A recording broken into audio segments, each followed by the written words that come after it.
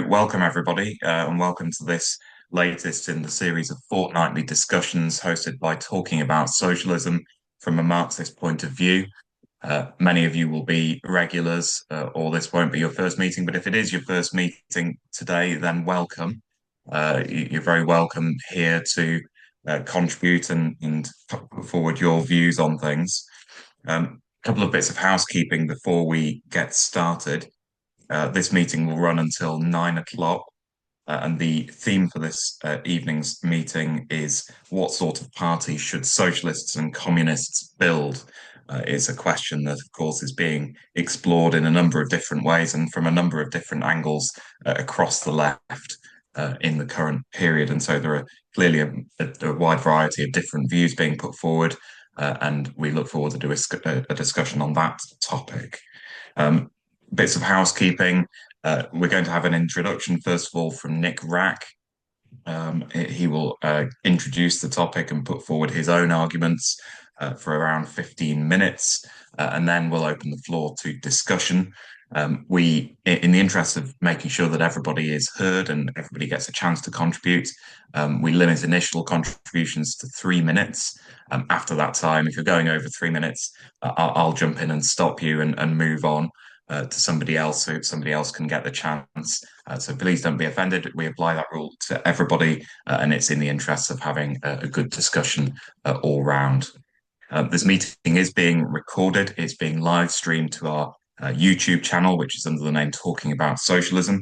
So please do look up our YouTube channel and hit the subscribe button. And if you're watching it now after the fact, hit the subscribe button now as you're watching. If anybody doesn't wish their contribution to be published or recorded for whatever reason, please just indicate before you start and we can edit it out at a later stage if there is a need to do so. If you wish to come in to speak, if you could please raise your virtual Zoom hands. I need to remind myself how to do it. It should be at the bottom of your screen under reactions, and then there'll be a button saying raise hand. That's really helpful to me as the chair if you're able to do that. If you're not able to do that for whatever reason, pop a message to me in the chat or raise your physical hand on camera, and I'll try and make a note of who would like to come in to speak.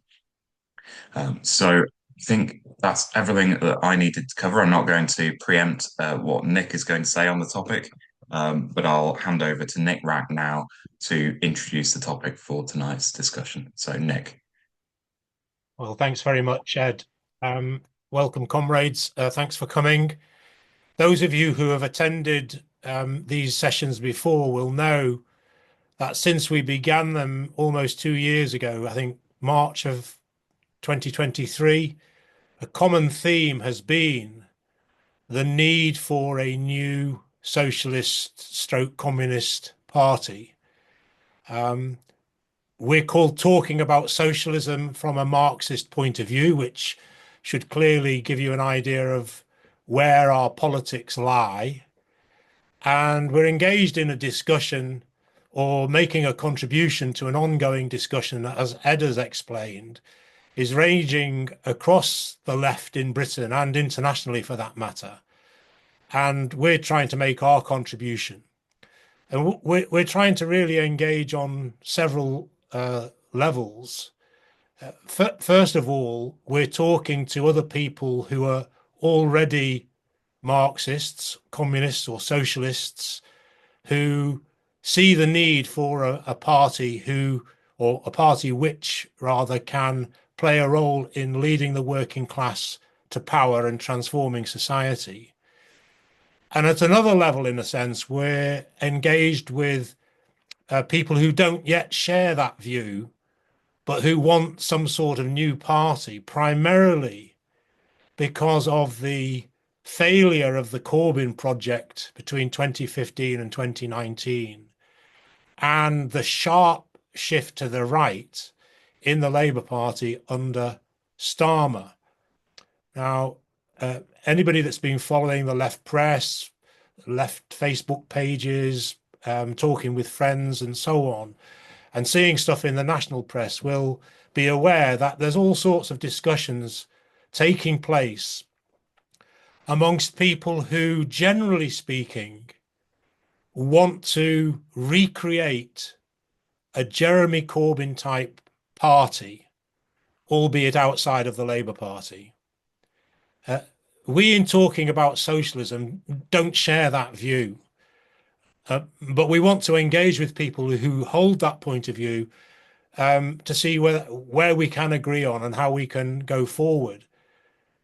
I'm speaking for myself now, but I think it's a shared view. We don't think that the Labour Party ever was a socialist party. There was a period under Corbyn in which Corbyn gave the opportunity, or the election of Corbyn gave the opportunity for ideas to be discussed, the ideas of socialism. What is socialism? How can it be achieved? But we have serious and real criticisms of Corbyn's programme and of generally that sort of politics, what I would call social democratic rather than socialist, social democratic rather than communist, a sort of reformism, if you like, even a left reformism. Now, Marxists are not against reforms. In fact, we're very much in favour of reforms. We want to fight alongside others in the working class to achieve reforms. But we aren't reformists in the sense of the political programme that we follow and advance.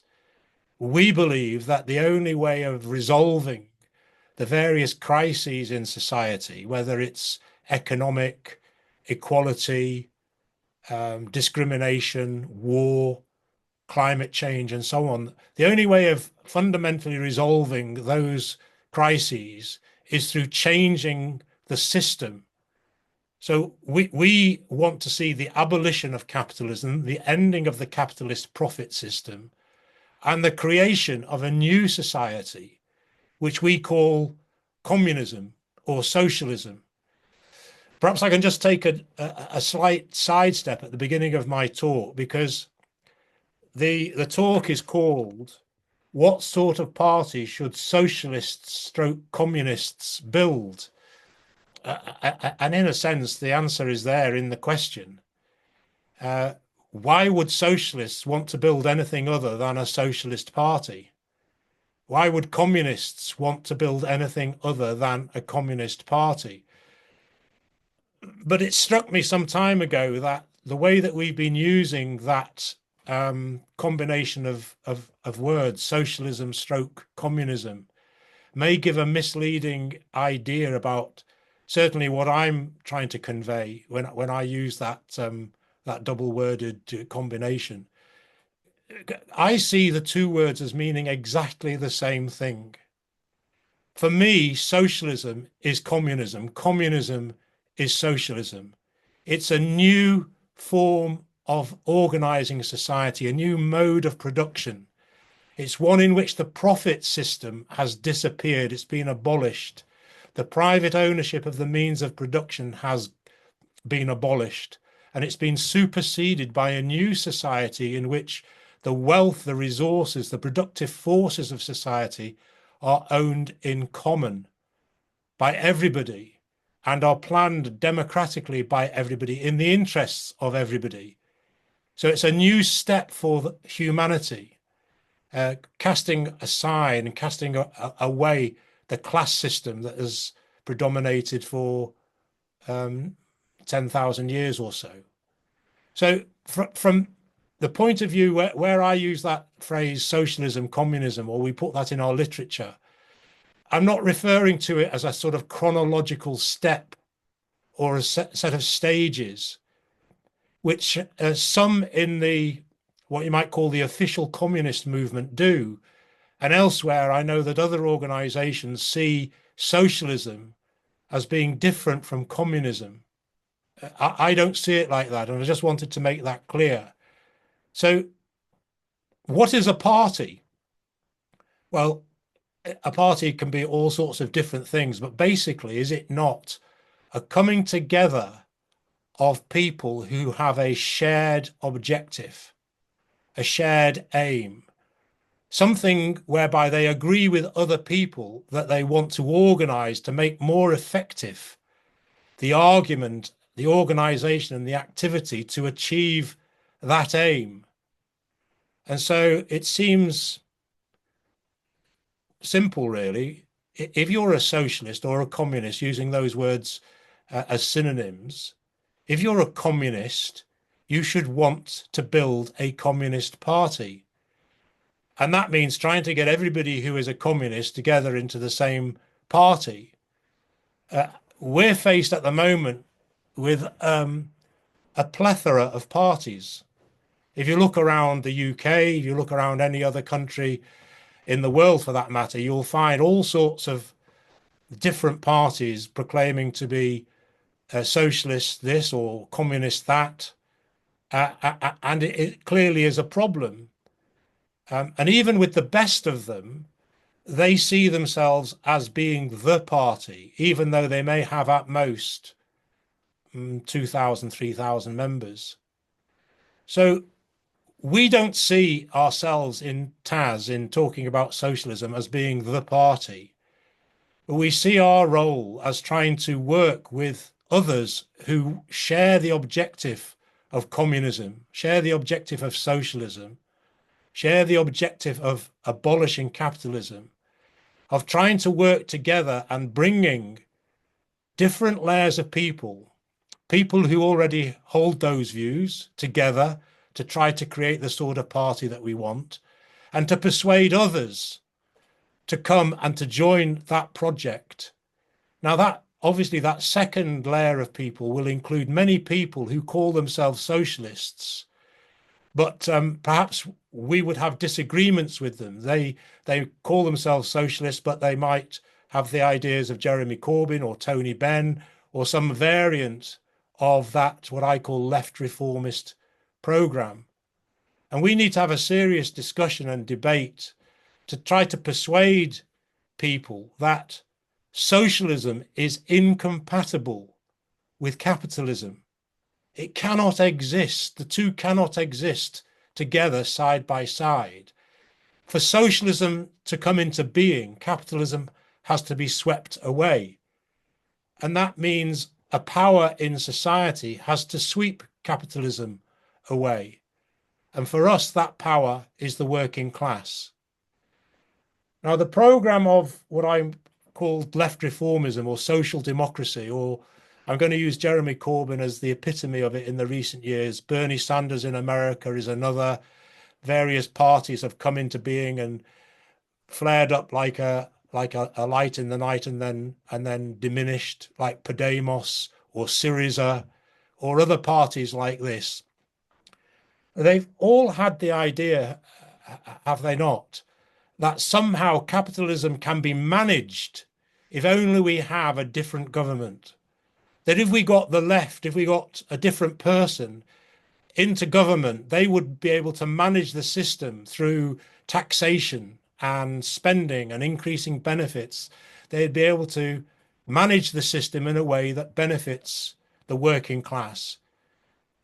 From our point of view, although we don't rule out temporary gains, temporary reforms, the idea that capitalism can be managed in the interests of the working class is a utopia. It's a delusion. The very nature of capitalism means that it can't benefit the interests of the capitalist class and of the working class. They are completely incompatible and opposed. The capitalist class, which owns the means of production, makes its profit, its collective profit, from the exploitation of labor. Labor is exploited, and that's what creates the surplus value from which the capitalist class gets its profit. No matter how much you tax Jeff Bezos or Gates or any of the others, Elon Musk or whoever else it is, however much you task them, the same circuit of capital and production creates the rich, and they get richer, and the working class, and the gap between the two, as we've seen, is getting wider and wider. The only way, as I said at the beginning, to resolve this contradiction is to get rid of the profit system and to inaugurate a new society in which everybody benefits, nobody's left behind, Everybody is looked after. Production is geared to the needs of society, the needs of all, and not to making a profit for the small, tiny capitalist class.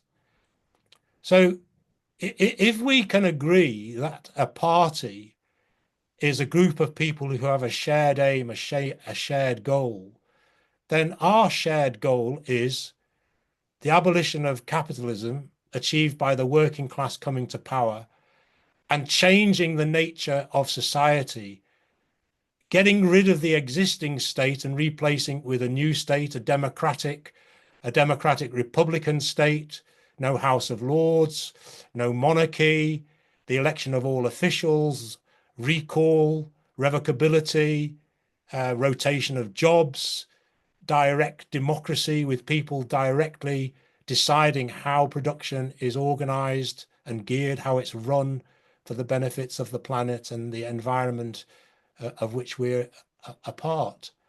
That inaugurates a new society, which over a period of time, in my opinion, a quite short period of time, if we're successful, whereby the state classes disappear, because if everybody's working and there are no bosses, then there are no classes, they disappear. So that's what we want to build. We want to build a party which stands for that and doesn't hide it, doesn't shy away from it, is confident and is bold, and goes out and tries to persuade people in the trade unions, in the working class, in the tenants' organizations, in the various community groups and so on, and fights for those ideas. Now, at the moment, there's no question we are in a minority. And some of the ideas that we put forward in talking about socialism are in a minority, even amongst the Marxist groups. Because if you look at the material that we put out for this meeting, for example, we said that we stand for a new mass, working class, democratic communist party or socialist party. We don't think that socialism can be brought about by a party of 2,000 or even 20,000 or even 2 million for that matter. The achievement of socialism is the conscious act of the working class, which is the majority class in society. They have to know what is expected of them. They have to know what they're trying to achieve. They have to understand what is required of it as a class in order to bring this new society into being. And that takes a lot of hard work. And that's why we need a mass party. And that's where we disagree with some of the other organizations, much as we respect and applaud the hard work that socialists, communists are doing in those other parties. The idea that socialism will come about through a small party, we don't think is realistic. It needs a mass party, and that needs people who are prepared to argue, come together and persuade, and to do the hard work. And it's going to take, well, who knows how long it's going to take, but it won't be overnight. That's for sure. So it needs to be a mass party rather than a small party. And it needs to be democratic. Now, people will say, well, why do you need this new party? What about the ones that already exist? Well, I can throw the question back and I can ask, why aren't you in the meeting or those watching on YouTube, why aren't you in one of those parties? And quite often it will be the way that those parties organize and the lack of democracy that is perceived to exist or not exist inside those organizations. And the fact that the parties, the Marxist organizations generally require or insist on an agreement to a degree which I personally believe is completely unnecessary. What is required to build the sort of mass democratic communist party that we need is acceptance or agreement around a program for change, stating clearly what the overarching programmatic objective is, and that's the abolition of capitalism and the inauguration of the new society, the extension of democracy into every facet of society, but most importantly, the democratization of the economy with the expropriation of the capitalist class. We need to put forward a program of what immediate steps we would implement if we, through the working class, came to power. It does not, in my opinion, require agreement, for example, over what was the class nature of the Soviet Union in the 1930s. It doesn't require agreement over what was the role of Robespierre in the French Revolution. And perhaps being a little picky there, but you take the point. The party that we need, if it's going to be a genuinely working class mass party, it has to have the ability, the facility to encourage, not only to permit or to allow, but to encourage debate and to encourage differences. Because if we're in the same party because we have the same objective, we know that the differences are motivated or should be motivated by what's the best way to put into practice that program. So they're not primary, they're secondary or even tertiary.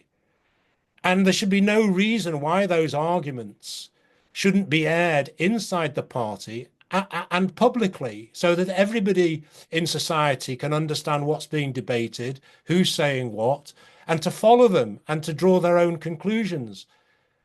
It seems remarkable to me that if you look around at bourgeois parties, capitalist parties, everybody can pick up a newspaper or can find out who's saying what about whatever. But the Marxist organizations are reluctant to put before the working class, which they seek to represent, what the debates and the differences are that are taking place within them, or at least I hope are taking place inside them. So we need a democratic party, open debate, encouragement of people airing their differences, their doubts.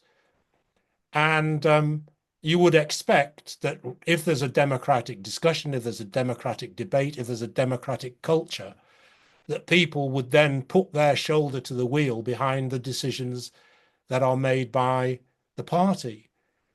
So those are the ideas that we're trying to put forward in talking about socialism. I just want to come back then to the question of what are the arguments that are taking place at the moment, because I don't want to put it too simply, but there are two different strands of thought within the Marxist left. One section of the Marxist left, well, maybe three. One section of the Marxist left, perhaps the existing parties, say, we are the party, join us. There's a smaller strand of which I think Taz is a part, which says we are Marxists, we are communists, we are socialists. We're not the party, but we want to bring together people in a communist party. And we want all communists to come together in that party. And we say clearly that party should be communists. And then there is a much broader, well, there's another strand, and if you include the Social Democrats or the left reformists, it's perhaps the biggest strand on the left. And that is this idea that what we should have is a party in which Marxists, communists, socialists, in the way that I've described or interpreted those words, and people who are Corbynites, left reformists, social democrats, liberals, should form their own party, and everybody should work to build that party. I don't agree with that. I don't think that that is the way forward. I think it will just add to the confusion. But most importantly, it will mean that the Marxists, the communists, the socialists, who have the clear and, in my opinion, correct idea about how to change society, would inevitably be in the minority in that new party. And their ideas would be subordinated to the program of those in the majority. That would be the Corbynites.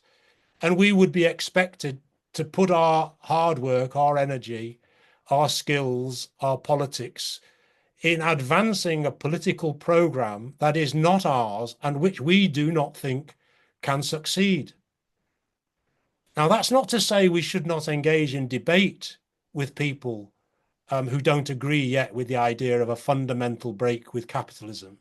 Of course we should, and we work alongside those people inside the trade unions, in strikes, in industrial action, in tenants' movements, etc., etc. And we work with them, striving for reforms or resisting attacks, but pointing out that even if we make a success, even if we achieve a gain, it won't be long lasting unless we change the system, unless we get rid of the profit system. Now, I'm not sure how long I've spoken for, but it seems that I've overrun my time. So I'm going to finish there and hope that people come back and challenge me, take issue with what I've said, say where I've gone wrong, or how we should do things differently. So I look forward to the debate. Thanks. Thanks for that introduction. You covered an awful lot of ground there, so I'm sure there's a lot for people to respond to. I'm going to start taking contributions. Maybe if people would like to think about what to direct their contribution to, I'm sure that there are people have various experiences, things they've been reading, perhaps even local discussions where they live that have been taking place about the possibility of a new party of various kinds. And so, if maybe people have some observations about that and the arguments being put forward and how that compares to what Nick has outlined as a communist approach, that would be very interesting to hear about. And if you disagree with anything, of course, that Nick put forward, then this is the time to have your say. We welcome free and frank debate and discussion. I'll give Nick time, of course, at the end to respond and sum up the discussion. So I'm going to take people in the order they call. Please do continue raising your virtual Zoom hands, and I'll call people in batches. Jeff, no, I can't see your hand, but I'll make a note that you'd like to come in and speak. So first of all, I'm going to take Soraya, and then Richard, and then Tony, and then I'll take Jeff and Minnie. So Soraya first. Thanks. I saw that Bob Walker put on the sidebar, how do you persuade a working class that's grown up in a capitalist society to vote for a communist party? It doesn't seem achievable.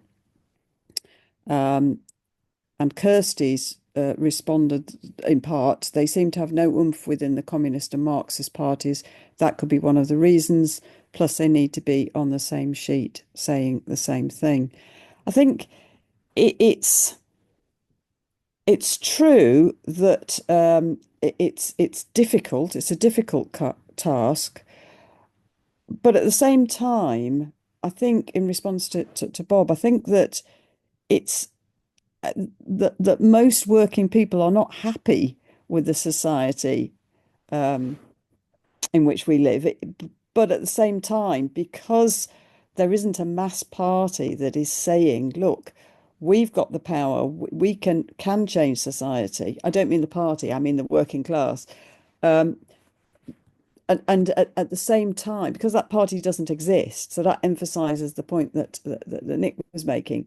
It needs to exist. Now, that's not going to come out of nowhere, and we're not just going to stand up and declare that we are the party, as Nick's explained. But it's a question of that within the context of that, and for example, in this country, the Labour Party, but in other countries, the parties that are supposed to represent the working class, basically saying, well, not that we need to get rid of capitalism, but that we can twiddle, get reforms.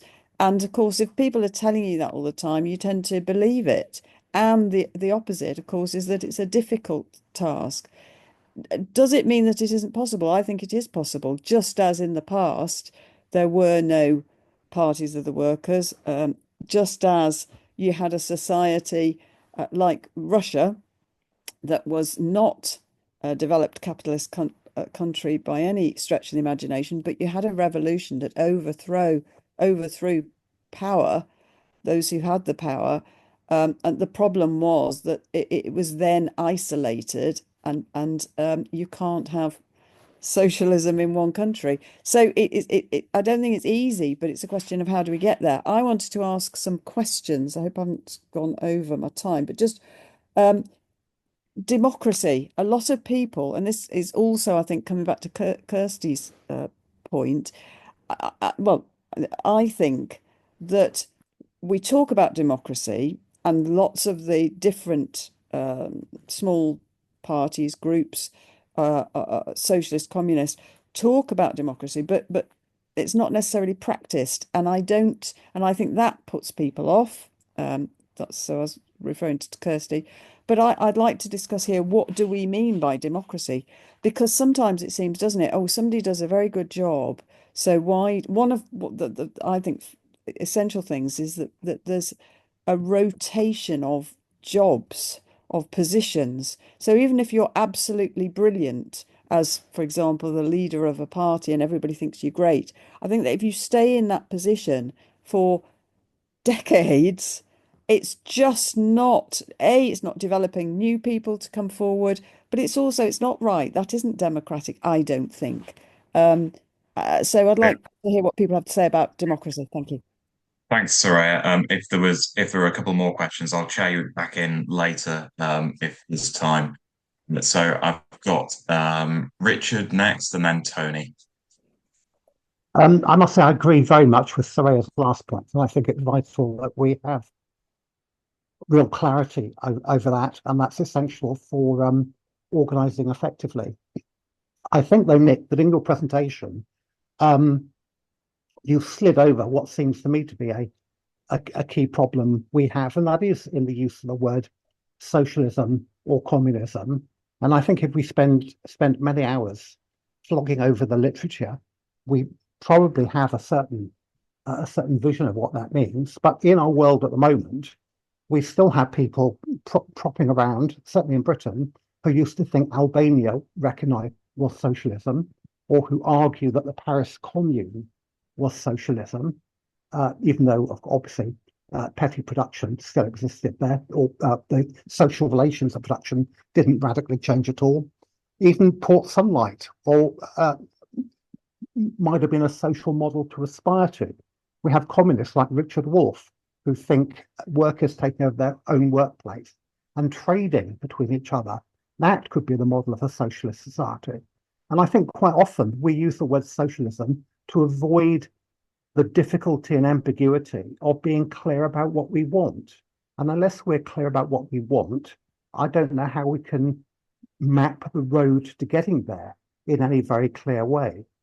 And if you look at the history of our movement, these of the labour movement in Europe particularly, which I know more about than elsewhere, we've had a model built in Germany before the First World War of a party of trade unions, trade union officials, good party education, newspapers, all this kind of thing. And what happened to that? Under the pressure of war, it collapsed straight away. And the social democratic parties of Europe, and pretty much the communist parties of Europe, hung around that model. That we can see there's a lively alternative model, which we had with Occupy in the United States and elsewhere, movements of grassroots mobilization, which can get things done at local level. But it seems to me that these movements give us Sanders, not socialism. They're not connected to the big story. I noticed that Varoufakis organization, DiEM25, on their website, they've got a big picture there at the moment for a campaign called Make Amazon Pay. That Amazon's treatment of its workers is terrible. So, what are we campaigning for? We're campaigning for normal capitalist relations with workers, are we? It's difficult to see how all of this joins up with teaching people about socialism or pushing towards socialism. Now, the right have got a clear story. Trump and Farage, God forbid, have in Make America Great Again, Make Britain Great Again, the story of empire, that they've got something that's got youth pull, particularly amongst male youth. It's quite frightening. Where's our story? Where's our story about how we get from here to capitalism? I think that's possibly a more critical concern than the organizational structure of the party we want to build. Thank you. Thanks, Richard. That's a good provocative place to leave that contribution. But if you want to come in later, then by all means. So I've got Tony next, and then I think I've got Graham. So Tony, go ahead. Thanks, Ed. Like all of us, I've belonged to groups, both socialist and communist groups, over the last few years, and I've been very disappointed in the fact that we, communists and socialists, are for the working class. Simple as that. We're the only chance, if you like, the working class have got. But when you see picket lines, as we've seen in the last 2 or 3 years, there is very few banners or known socialists and communists on those picket lines. We can't choose the battles we think we can win.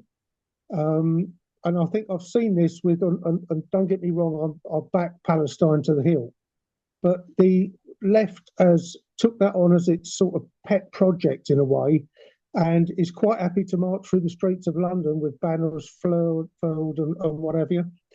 But you know, it's not the only fight. We've got a big fight with the government, with the unions. The working class is getting lower. We are being treated badly. I've been out for the last 6 or 7 weeks collecting signatures for the winter fuel allowance payment petition, and the feelings and the strength of feeling against the Labour Party over this decision is incredible. And I think we all know that Labour wasn't voted in. We wanted the Tories out. I think that's what happened. Nobody wanted Starmer, but we really do need to show our hand and show ourselves to the working class that we are the party, or we are the system for them, and how bad capitalism is.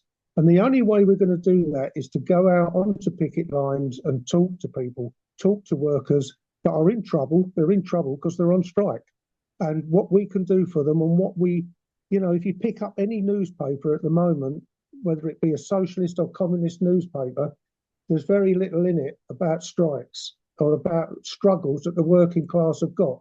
The two child cap, there's very little on that. And the cost of living, there's very little on it. And the fact that child poverty in this country is through the roof. These are the battles that we should be fighting. And I don't see a lot of it at the moment. Thanks, Ed. Thank you. No, thank you very much, Tony. And I thought that was a really good contribution. Of course, it raises an important and perhaps an uncomfortable question for us, which is if we call the demonstration in favour of communism, or even in favour of any kind of massive leap forward for the working class in terms of reforms, how many people would we get on it? And that's really a question that we've got to confront and think about the battles that we need to have, and not just the ones that are right in front of us. So I'm going to call Graham in next. Okay. Right. Am I on there? Yeah, you are. I've got a question about the actual term class struggle, because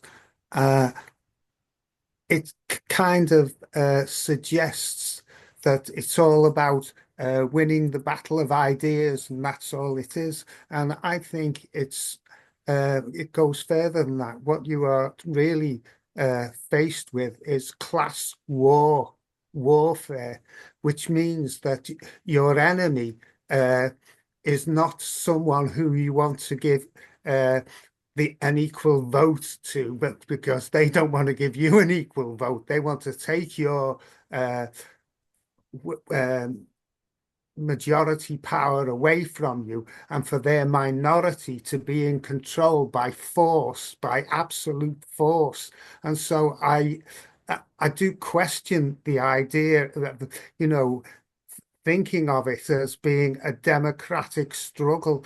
It isn't. I don't say I have the answers to which way to go towards overthrowing the ruling class.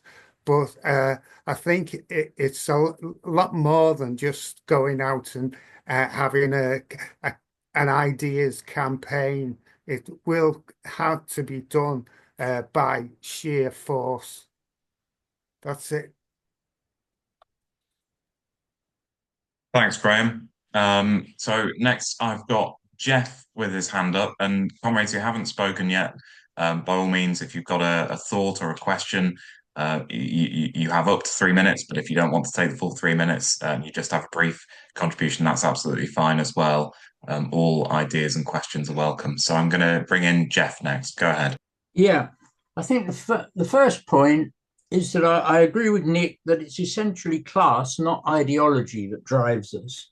Secondly, the problem with class is that the working class is being completely reconstructed, and that AI is accelerating that process massively. The working class includes what it always was, but it's expanded far beyond that. And I think the third point is that class goals emerge from the class struggle. They're not imposed by us on the basis of books that we've read, that they emerge through the struggle. The issues, for example, that are prevalent today are about taxation, behind which is a profound rejection of the state. That's why the major revolutions of the 18th and 19th century, 17th century as well, had taxation as a major component. Class hostility is expressed in all sorts of ways, one of which was the extreme low turnout in the election and the fact that Labour could get a whopping great majority on about a third of the people who could be bothered to vote, rather less than totality. A party has to reflect that, and I think Nick's right. It has to be a democratic party with internal disputes and a lively discussion. The party is so called that one or two people have taken up the Socialist Worker Party, and the Socialist Party and the others are essentially politico-religious sects. They're not parties in any organized sense. A party is challenging for power. If it's not that, it's not a party. It's something else. It may think it's a party. So I think we've got to think in terms of the way the class struggle emerges. It doesn't do so according to some rules laid down in the Third International. It has its own rules. So thanks. Thanks very much, Jeff. So I don't have any comrades with their hands up at the moment. So once again, I'm going to invite comrades to come in and contribute, in particular, those who haven't contributed yet. I can see now, I presume that's Minnie's hand raised. So I'm going to chair in Minnie. Go ahead. Hi, yeah, thanks for the talk, Nick. I thought it was really good. And for everyone's contributions. Yeah, I think that there's still confusion if you were using both words, socialism, communism. I think we need to choose one, and that the likely one to choose is communism, and that is made clear. And of course, then you've got other types of communism you need to be distinct from. The Chinese Communist Party, obviously Russian communist communism, the Stalinism, etc., etc. I agree that socialism is incompatible with capitalism, communism, definitely, because that's why. So we've got a more difficult job, if you like, than the people who talked about the right wing and how they've got their act together. They've got their story. I totally agree. We need a story, and it's got to be a really, really strong story and linked to class struggle, and not like reading in the Third International or name dropping books, etc., etc. It's got to be based in the class. I think it's a difficult job because, I mean, really, Marxism is about, one of the biggest things in Marxism is alienation and how we are all alienated from each other, from our creativity, from our production, what we produce, from nature, etc., etc. And it's easier for the right wing to organize because that's not so much, they sort of go with the status quo, but we're talking about alienation. We're all in bits because we're all alienated from one another. So a huge thing has got to be solidarity, massive solidarity. Also, I think, yeah, and also obviously the old opportunists. For example, I'm not saying the way to go is that like shooting Brian Thompson, the CEO, but obviously the working class globally went, meh, so what, The guy was using algorithms, people were paying their health insurance, 32% of people were denied care, people have gone meh. So obviously there are so many people out there, like another comrade just made the point, who really, really can't stand the system, can't stand the Labour Party, and want change, want huge change. There's a lot of apathy because there's nothing there to go, yeah, hang on, that's different, which a story could be made for. So, yeah, and the irony is, of course, that somebody sold out. There was a reward. It's been on the news. I think they found the guy. They think they know who shot that CEO of United Healthcare, a guy called Luigi, they think it is. I'm not sure what his real identity is or whether they've got the right guy. But notably, someone saw him having something to eat in a McDonald's or somewhere, and they've sold out for, was it 10 grand? They've given him up.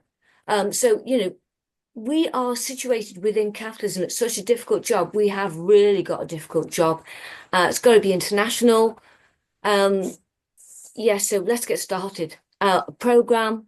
Yeah, let's get started. Thank you. Thanks very much, Minnie. I think Chris would like to come in now, so I'm going to call Chris in. Hello. Hi, Chris. Hello. Yeah, go ahead.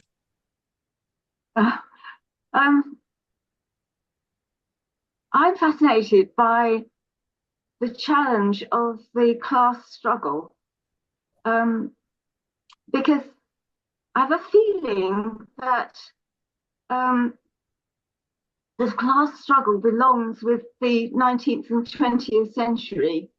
It belongs with Marx and colleagues looking at the carriage class and people being drawn in from the countryside to labour in textile factories and so on. So there's a very distinct distinction between who are the owners, who are the capitalist class, and who are the working class.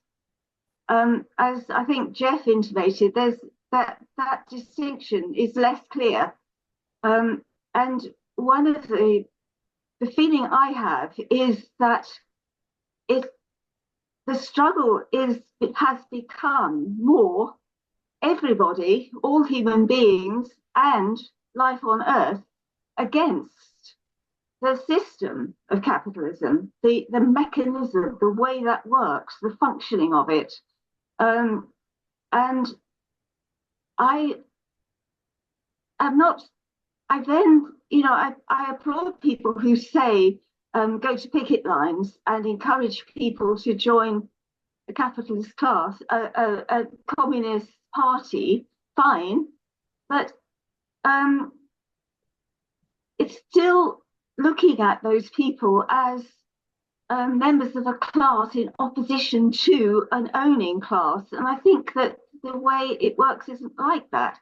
And it's actually much more destructive. And people who are members, rich people, members of what we call the capitalist class, are suffering just as much. We're all going to lose the planet. Life on Earth is severely under threat.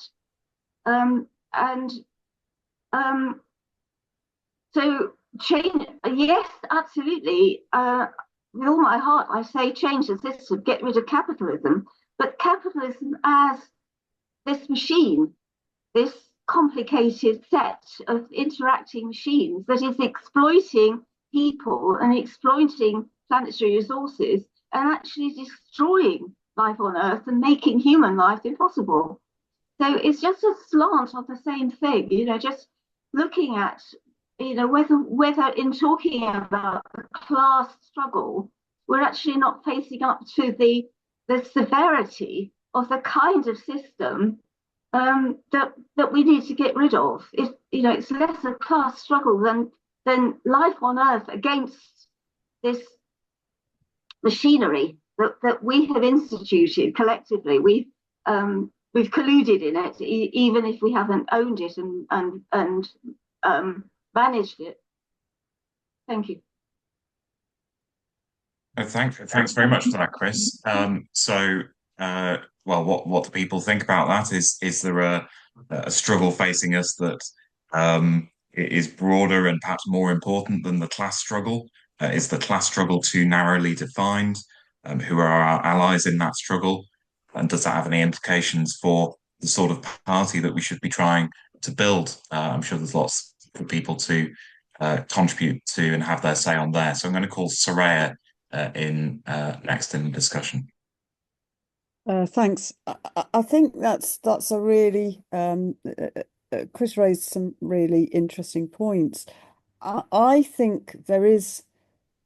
Well, firstly, I think we've been conned by the capitalist class, their control of the media, their control of history, their control of the press, to believe that the system, there is no longer a class distinction in society, and therefore that suits them because there's no capitalist class to get rid of. I look at it as, is there the capitalist system is an exploitative system in that it exploits, it gets its power, its money, its capital from the exploitation of those who have to sell their labor to survive. And of course, I won't go into the economics of what's produced and where surplus value comes from, because I wouldn't be able to explain it.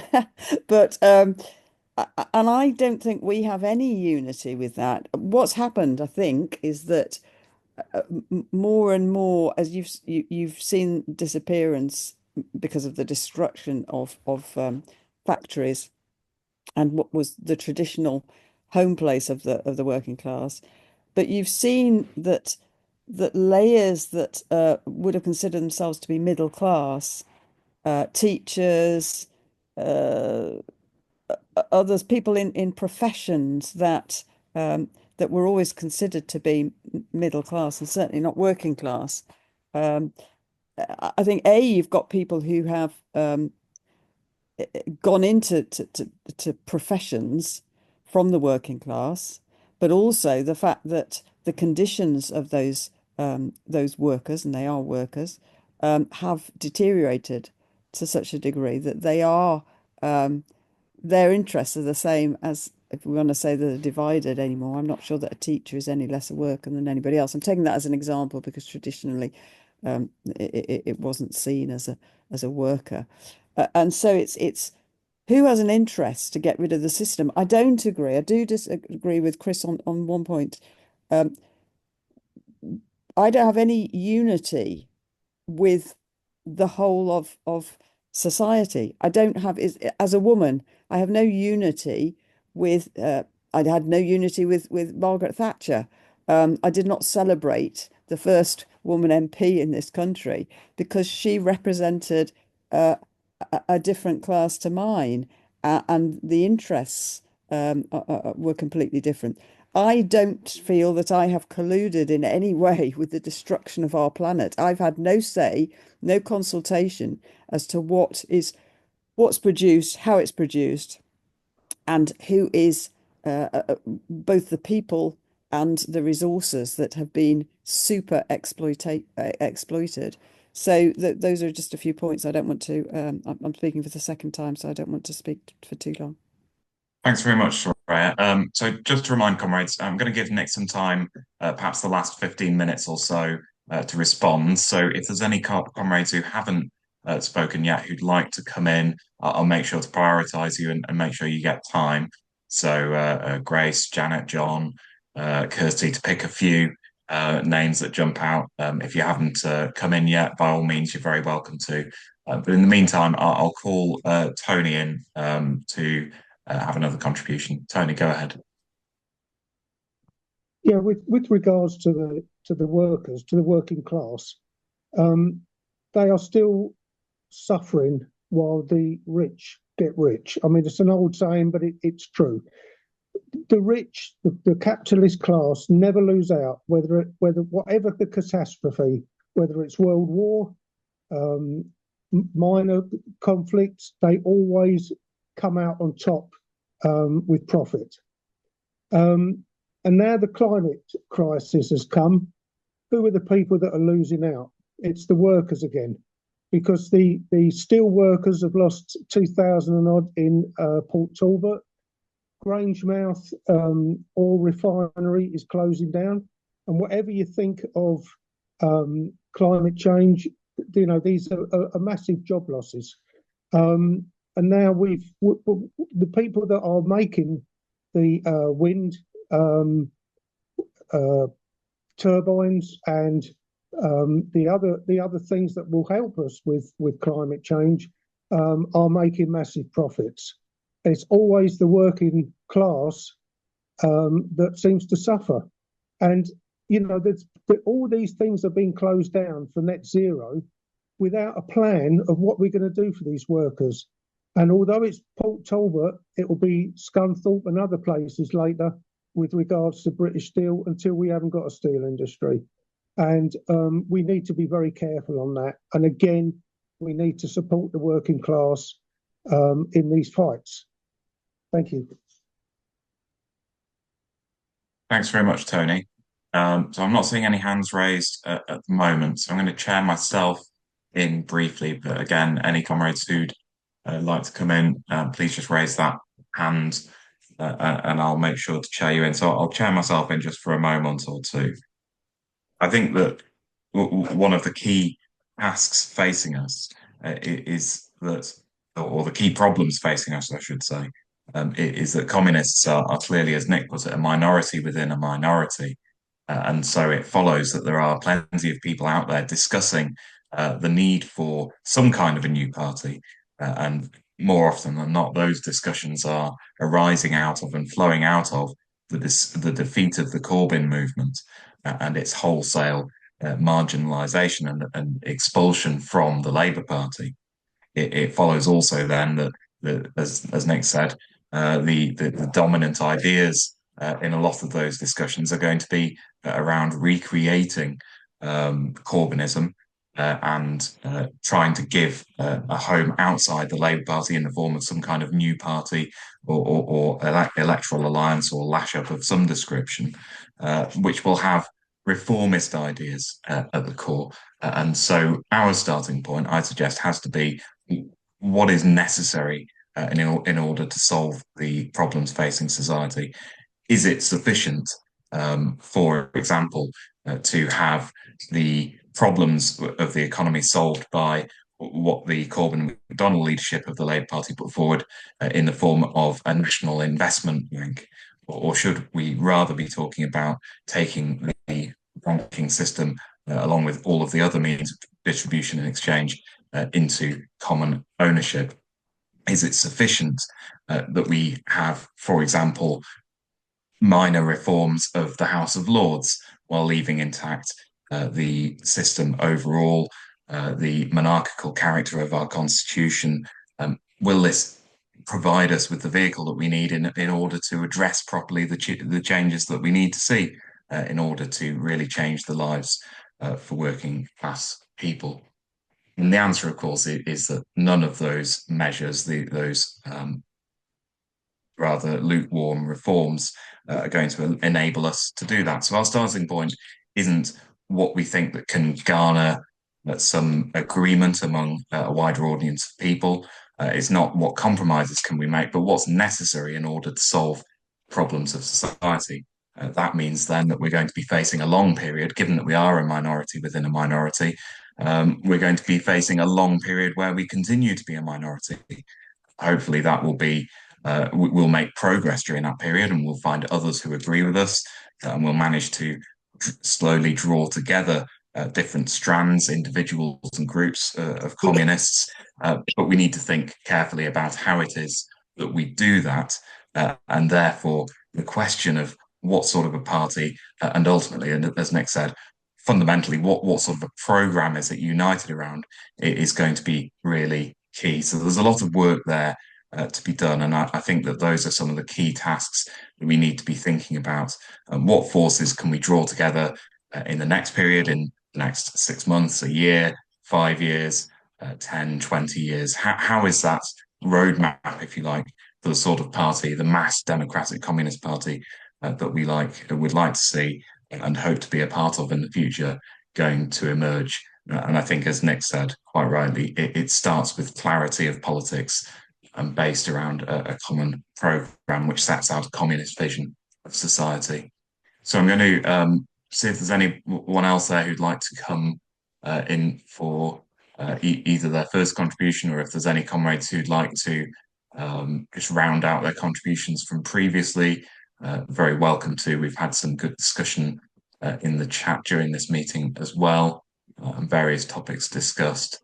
So by all means, raise your hands, comrades, if you'd like to come in at this point.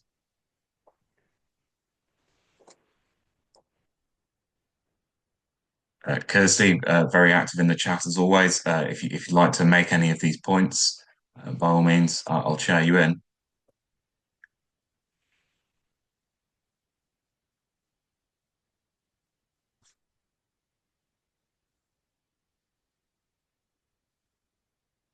Well, I'm not seeing any takers at this point, so Kirsty, that's really good. Kirsty says that she will come in, so whenever you're ready, Kirsty. Hi, it's Kirsty here, and I've been enjoying the discussion that everybody's made, and all the points that they're making. But I think if we're going to be really serious on this, I think the main issues have to be that we're actually thinking for all of the people. A lot of people get left behind in the new politics of today, such as the working class that don't get a leg to stand on, even if they're not in unions or such. So, also the disabled. We don't really look after the disabled in this country, which is disgusting. And the people that cannot afford their heating and the use of food banks, and that's basically what I was just wanting to say on it. But thanks, it's been an interesting discussion as always. Thank you. Thanks very much, Kirsty. Grace. Hi, yeah. I've been to a couple of these meetings before, but I haven't been to them regularly. But so it may be that I'm just going to ask some very stupid questions. But what I'm trying to get my head around, I mean, is the when you're talking about we need clarity about what kind of party and so on, I'm just really unclear what you mean by we. I mean, who are you talking about? Is the starting point for this project? Is it the people on this Zoom call? Is there a wider group? Is there a is there groups in discussions? Like, I just would like to hear a bit more practical, real steps of what you're talking about. Who, do you know what I mean? Like, and because I mean, you could have the same discussion at any time, anywhere about what the perfect ideal solution is that we want and the perfect society we all want to see in place. But I just love to hear a bit more an analysis of where we are right now. We have reform going on the right. We have people who need and want the left to get their act together and offer an alternative. Do you know what I mean? That is something, even as revolutionaries, I think we have to engage with, is how do you offer something to people who don't want a revolution, in the sense that we would not start in a workplace with you need a revolution. We would start with how do we work together to improve conditions? Do you know what I mean? It's like, so what are the steps that you envisage working with wider numbers of people to address the concrete sort of challenges of this moment? Does that make sense? I'm just trying to understand. It just seems very abstract, the discussion, and I just wonder if you could be a bit more concrete about what people are talking about doing in the next few weeks, months. You know, if that, yeah, sorry if that's unhelpful. Just trying to get my head around where the No, not discussion's at all. going. That was a very helpful contribution. And of course, it's always important not to um, assume too much in terms of maybe glossing over points where there isn't yet agreement or not that everybody's on the same page. I'm sure that Nick will want to respond to a few of the things that you said in his summing up. But maybe just for my part, in terms of where this discussion is at and the context in which we're having this discussion, I think the context that we're operating in is that talking about socialism, both in terms of the small group of people who've organised these discussions and the somewhat larger group of people who've regularly attended them over the last 18 months or so, it is inevitably, in absolute terms, a really small group of people, especially when you compare that to the sort of party that we need to see, and even compared to the numbers of people who would describe themselves as socialists or on the left. I think, as you quite rightly point out, there's a real danger facing our movement in the form of a right-wing backlash, which we will need to reckon with. And there are, as I said, going to be discussions about the formation, and indeed there have already been discussions over the past year or more about forming some kind of broad-based vehicle on the left, potentially with the involvement of Jeremy Corbyn and key figures, although it appears that he seems to be somewhat of a brake on proceedings and somewhat more reluctant to actually launch anything. Where this discussion goes next, I think, and I'll speak for myself from my point of view, is that those of us on this call who are in agreement potentially on the sort of party that we need, at least in the general terms that Nick has set out in his presentation, are going to be reaching out to others on the left who we've identified may have similar ideas to us.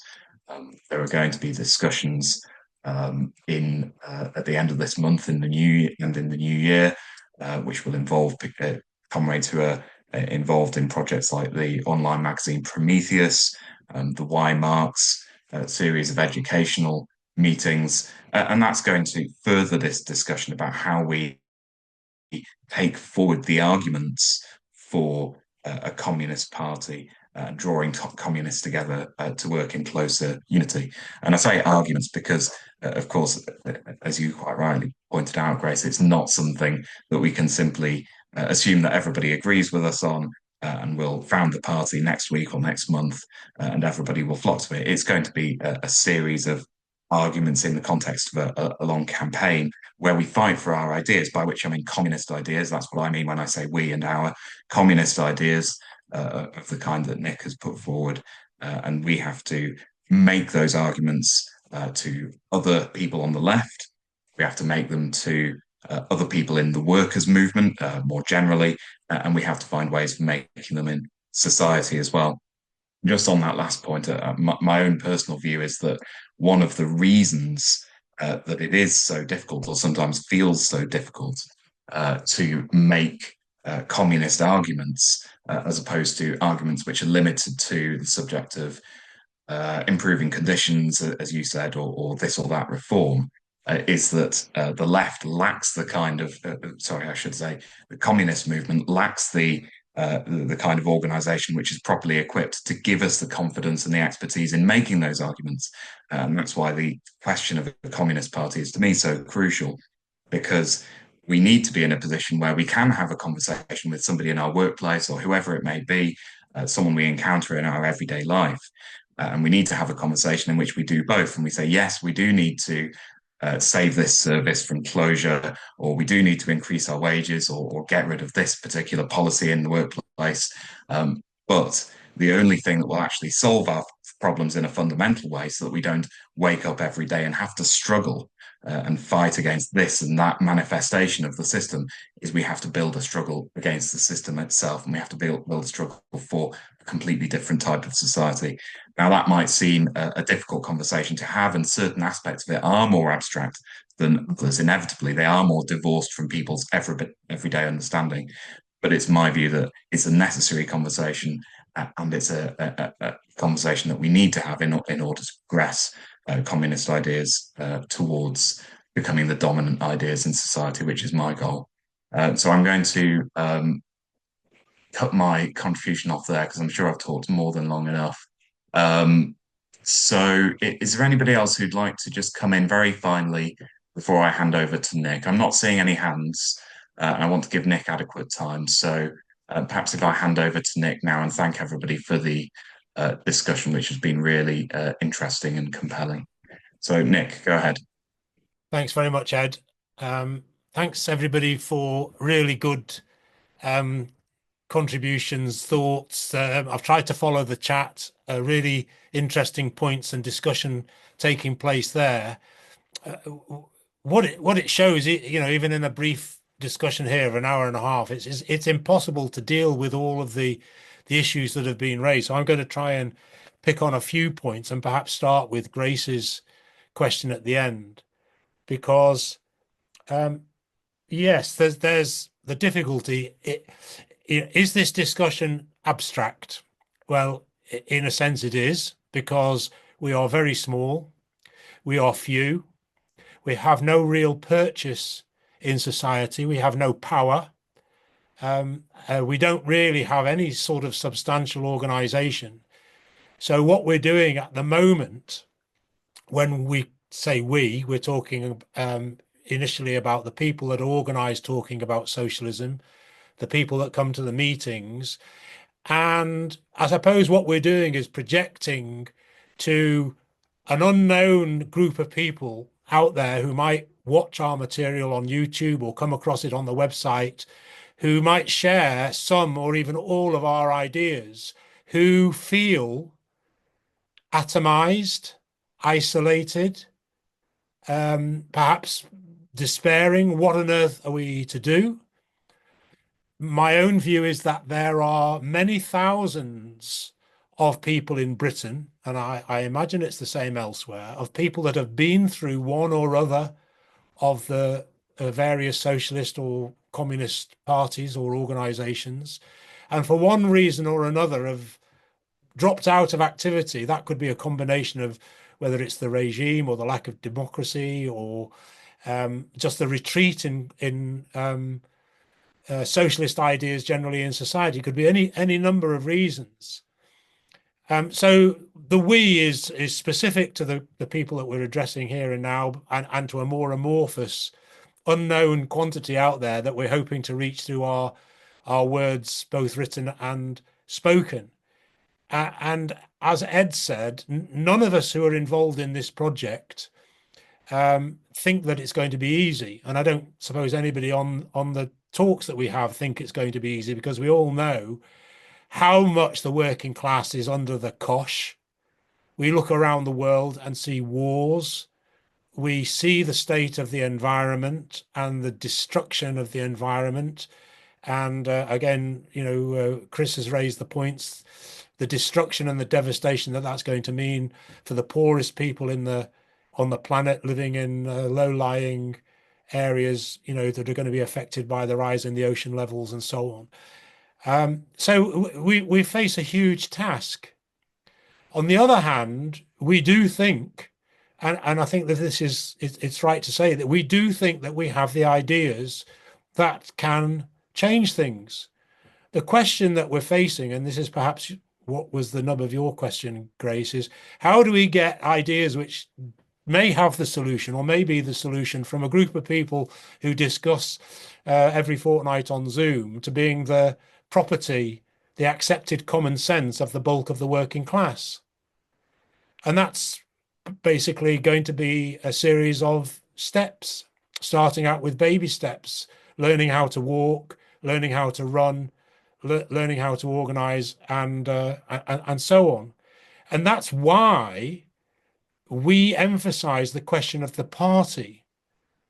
Because a party, if we were organized as 20 or as 40, we'd be more effective than we are at the moment. If we were organized as 400 or 600, we'd be even more effective, because we would pool our experience, we would pool our ideas, we would focus on perhaps a particular aspect of working class life, as Tony has raised, and intervene and try to make an effective intervention in terms of helping the struggle, but also explaining why struggles arise, how they're part of a wider class struggle, how they're part of a wider division in society between the owning class and the working class. My own view in terms of the ideas and how people come to them, this is something that Jeff raised, and again, Tony. Most people come to political conclusions about the nature of society and what could be changed for the better through their personal experience. But the experience of working class people internationally is very much the same. And people are facing austerity, where reforms following the middle of the last century were achieved following the Second World War. They've been eroded or are being eroded. Everywhere, working class people are on the back foot. The trade unions, by and large, do not provide effective resistance or struggle. And the question is, well, what do we do about it? So the conditions of life for working people draw them to an understanding of class society. They know that the boss is exploiting them. They may not know exactly how, but they know that when they go and they get their £15 at the end of the hour or whatever it is, they know that the boss has walked away with a new car out of the work that they've done. The role that we've got is to try to explain that, and explain, as Marx and Engels did in the Communist Manifesto, to go right back at the beginning of their contribution to communist thought, the property question. That everything that we've talked about, whether it's rent, whether it's work, whether it's the position in a factory, whether it's climate, or whether it's wars, which we haven't really touched on in this discussion, it comes down to the property question. And it comes down to the competition for the surplus value that the workers produce. And that's why we have wars. That's why we've got wars at the moment. The emerging battle between rival imperialist powers. And so there's a sort of an understanding of the class nature of society, but it may not be fully developed. And that is where the party, in my opinion, is so important, because most workers will not, without assistance, and I'll include myself in this, automatically draw socialist conclusions. You know about class struggle and you know about the need to fight the bosses, but where do you go beyond that? It's not just enough to fight the boss in one factory. It's not just enough to fight the landlord on one estate or one road or one tenants block. You need to have a political alternative. You need to challenge for power. You need to have an alternative system. And that's where the question of the party comes into it. And so I agree with Jeff to an extent that it's experience and not books. But without the books and without the understanding and without the theory, it won't be possible to educate and take workers to the full conclusion. If that weren't the case, if it were automatic, one would wonder why reform is making gains, or why Trump has such support amongst working class people.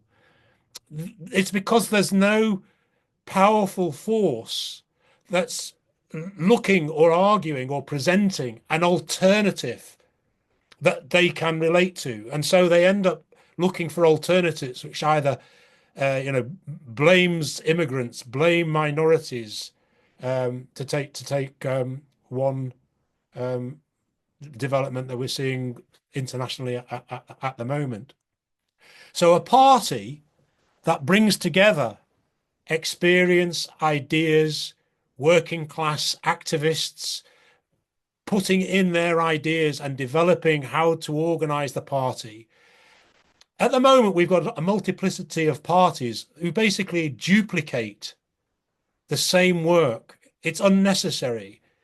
We would prefer if groups like the Socialist Workers' Party, the Revolutionary Communist Party, the Socialist Party would seriously sit down and reassess what they're doing and how they're doing it, and move towards a united communist party. But I have little confidence that the leaders of those parties will do that. And therefore, it's down to people like us to try to make the gains, perhaps slowly, but to pick up. And Ed has reported, I mean, this Saturday, there is going to be a meeting of representatives from Talking About Socialism, Why Marx, the online education series, the Communist Party of Great Britain, who produced the Weekly Worker, and the Prometheus magazine, all of which share quite a lot of ideas, if not all. And we're going to discuss what sort of joint project we can present, hopefully in the new year. Now, that will be a small but hopefully significant development. We'd like people on this call and people watching on YouTube to get involved and be part of that, to help us form. If you agree with what we've been saying about the need for communism, the need for a new society, if you don't just want to give up and say, well, it's not possible, nothing can be done, and give up to despair, then we would like to hear from you. Get in touch with us and help us build the party that we require. That party would have to be, as I say, mass, millions. It would have to be based on the working class. And I take the points that Chris and others have made. There is a class system, but the working class essentially covers the vast bulk of humanity. If the working class was conscious of its power, capitalism would be overthrown overnight and replaced with a new society. And the capitalists would be able to do nothing about it. But that's the problem. At the moment, the working class is not all conscious of its power. It's not organized to take power in that way, in what could be a very peaceful way, because the capitalist class is a small minority. The working class is the vast bulk of humanity. I just want to finish on one point, and I know that I haven't dealt with loads of points that have been raised. The socialism, communism thing, I just want to say, when we started talking about socialism, we were very much aware of the baggage that comes with both words. Socialism, what does it actually mean? We don't mean the same as Jeremy Corbyn. Communism, what does it mean? We don't mean the same as Stalin or the Chinese Communist Party. So both words come with a lot of baggage. So some people came from different backgrounds and called themselves different words, socialists or communists. I do think that the time has come where we should pick one, and my preference would be to pick communism or communist and go with that. But that's a discussion that we still need to have. I think given the time, I'm not going to be able to take up any of the other questions, but it would be great if people who made contributions in this were, were able to put them down in writing, not even a few hundred words, 20 words, 30 words, and post them on our website as a question or a contribution to the discussion, or on the YouTube page underneath the video when it goes up in a couple of days' time, or on the Talking About Socialism Facebook page. With that, I'd like to thank everybody for your contributions. Hope you enjoyed it, and I do look forward to seeing you. Hope you renew your acquaintance with us in the new year. Thank you. Thanks very much, Nick, and thank you to all comrades for the discussion, which covered a lot of ground. As I mentioned at the start of the meeting, the video will be on our YouTube channel.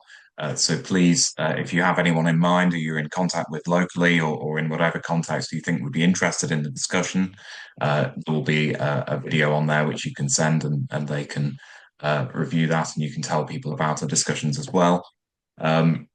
As Nick mentioned, we'll be taking a break now. This closes out our programme of discussions for 2024. We'll be back in some form in the new year.